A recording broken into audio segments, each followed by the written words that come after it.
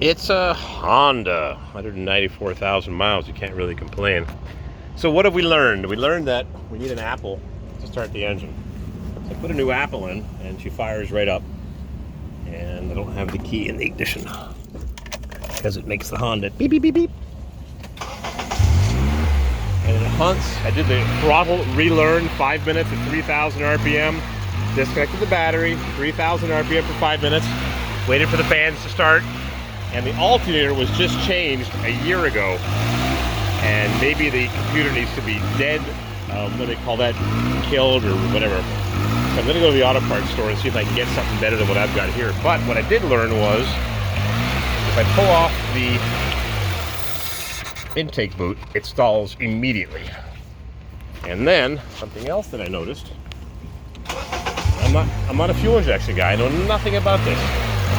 If I disconnect the mass airflow sensor, it also stalls immediately. I was talking to Nico and he said it should run in fail-safe limp mode.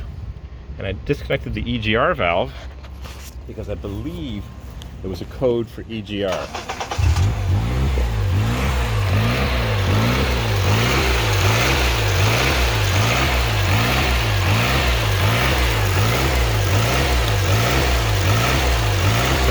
Disconnect the EGR, it still runs the exact same.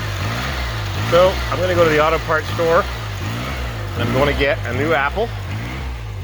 Got to eat your veggies and your fruits and drink agua.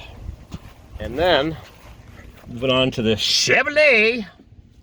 This bolt goes into the starter, but barely far enough. I'm going to get a longer one and put a nut on the other side of the rinky-dink starter bracket, because I don't like that little piece of aluminum. I'm going to put a nut on the other side of it, and this bolt doesn't go in the block past a thread or two, and the threads look really good right there above the frost plug.